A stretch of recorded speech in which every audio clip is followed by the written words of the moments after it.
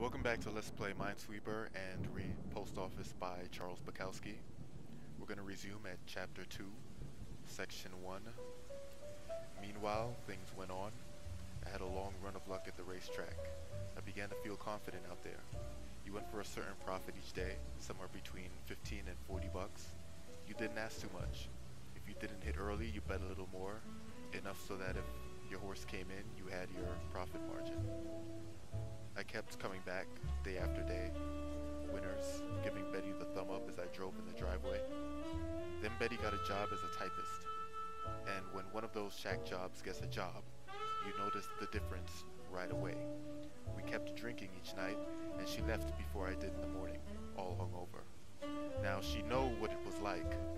I got up around 10:30 a.m., had a leisurely cup of coffee and a couple of eggs, played with the dog, flirted with the young wife of a mechanic who lived in the back, got friendly with a strip teaser who lived in the front. I'd be at the track by 1 p.m., then back with my profit, and out with the dog at the bus stop to wait for Betty to come home. It was a good life. Then, one night, Betty, my love, let me have it over the first drink. Hank, I can't stand it. You can't stand what, baby? The situation.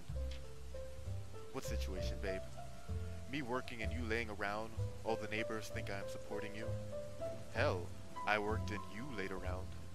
That's right, you're a man, I'm a woman. Oh, I didn't know that. I thought you bitches were always screaming for equal rights. I know what's going on with little Butterball on back, walking around in front of you with her tits hanging out. Her tits hanging out? Yes, her tits. Those big, white cow tits. They are big at that. There, you see? Now what the hell? I've got friends around here. They see what's going on. Those aren't friends, those are just mealy-mouthed gossips. And that whore up front who poses as a dancer. She's a whore? She'll screw anything with a cock. You've gone crazy. I just don't want all these people thinking I'm supporting you, all the neighbors. God damn the neighbors. What do we care what they think? We never did before. Besides, I'm paying the rent. I'm buying the food. I'm making it the track. Your money is yours. You never had it so good. No, Hank, it's over. I can't stand it. I got up and walked over to her. Now come on, baby. You're just a little upset tonight. I tried to grab her. She pushed me away. All right, goddammit, I said. I walked back to my chair, finished my drink, had another. It's over, she said. I'm not sleeping with you another night. Alright, keep your pussy. It's not that great. Do you want to keep the house or do you want to move out, she asked. You keep the house. How about the dog? You keep the dog, I said. He's going to miss you. I'm glad somebody's going to miss me.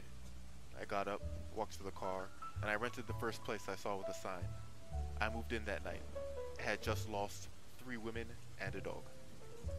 Section 2. The next thing I knew, I had a young girl from Texas on my lap. I won't go into details of how I met her. Anyway, there it was. She was 23, and I was 36. She had long blonde hair and was good solid meat. I didn't know at the time that she also had plenty of money. She didn't drink, but I did. We laughed a lot at first and went to the racetrack together. She was a looker, and anytime I got back to my seat, there would be some jerk-off sliding closer and closer to her. There were dozens of them. They just kept coming closer and closer. Joyce would just sit. I had to handle them all one of 2 ways. Either take Joyce and move off, or tell the guy, look buddy, this one's taken, now move off. But fighting the wolves and the horses at the same time was too much for me. I kept losing. A pro goes to the track alone. I knew that, but I thought maybe I was exceptional.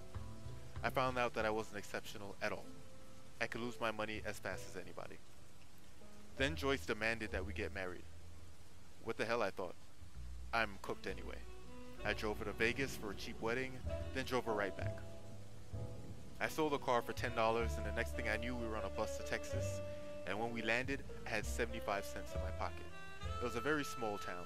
The population, I believe, was under 2,000. The town had been picked by experts in a national article as the last town in the USA any enemy would attack with an atomic bomb. I could see why. All this time, without knowing it, I was working my way back toward the post office. That mother.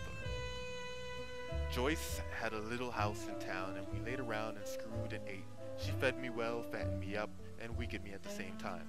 She couldn't get enough. Joyce, my wife, was a nymph. I took little walks through the town, alone, to get away from her, teeth marks all over my chest, neck, and shoulders, and somewhere else that worried me more and was quite painful. She was eating me alive. I limped through the town and they stared at me, knowing about Joyce, her sex drive, and also that her father and grandfather had more money, land, lakes, hunting preserves than all of them.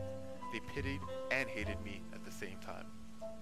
A midget was sent to get me out of bed one morning, and he drove me all over, pointing out this and that. Mr. So-and-so, Joyce's father owns that, and Mr. So-and-so, Joyce's grandfather owns that. We drove all morning. Somebody was trying to scare me. That concludes my first Let's Play and Read. Best wishes all.